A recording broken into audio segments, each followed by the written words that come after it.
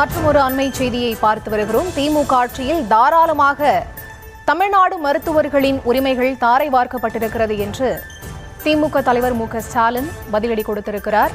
அது தொடர்பான அண்மை செய்திகளை பார்த்து வருகிறோம். விவரங்களுக்கு இணைகிறார் எமது செய்தியாளர் ஜெரி. அவரிடம் பேசலாம். வணக்கம் ஜெரி, விவரங்கள். பரிதா வணக்கம்.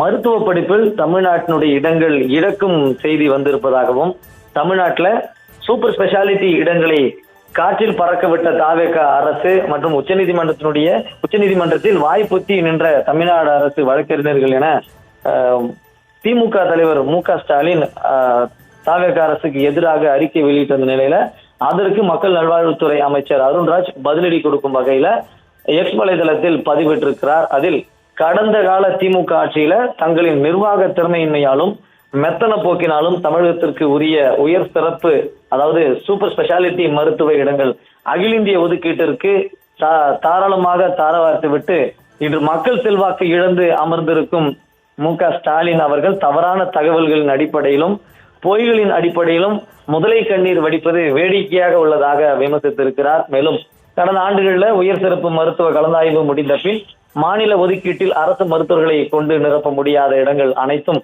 எவ்வித நிபந்தனையும் இன்றி அகில இந்திய தொகுப்பிற்கு ஒப்படைக்கப்பட்டிருக்கிறது. அவ்வாறு ஒப்படைக்கப்பட்ட பிறகு அவ்விடங்களை ஒன்றிய அரசு குறைந்தபட்ச தகுதி மதிப்பெண்களை குறைத்து அகில இந்திய தரவரிசை பட்டியல் மூலம் நிரப்பி வந்திருக்கிறது.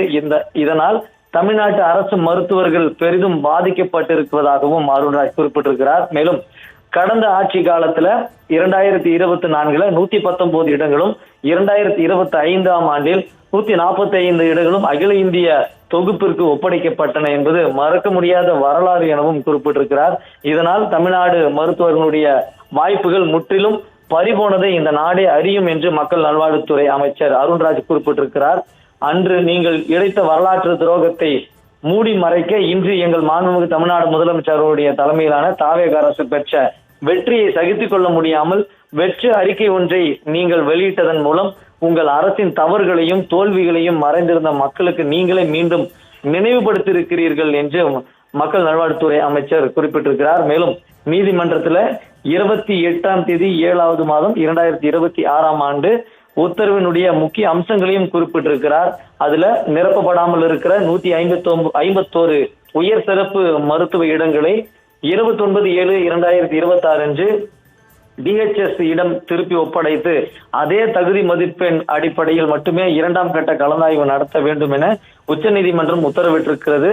மிக முக்கிய சட்ட பாதுகாப்பு அம்சங்களையும் அருண்ராஜ் குறிப்பிட்டிருக்கிறார். அதுல 2ஆம் கட்ட கலந்தாய்விற்கு பிறகு நிரப்பப்படாத மருத்துவ இடங்கள் இருப்பின் அதனை நிரப்புவதற்கான தகுதி மதிப்பெண் குறைத்து முடிக்கும் செய்யப்பட்டால் அந்த இடங்களில் 50 இடங்கள் உடனடியாக தமிழ்நாடு அரசிற்கே திருப்பி அளிக்கப்பட வேண்டும் என்ற நமது வாதங்களையும் ஏற்று உச்சநீதிமன்றம் தற்பொழுது உத்தரவிட்டிருப்பதாகவும் மக்கள் நல்வாழ்வுத்துறை அமைச்சர் இந்த நீண்ட நெடிய அறிக்கையிலே குறிப்பிட்டிருக்கிறார்.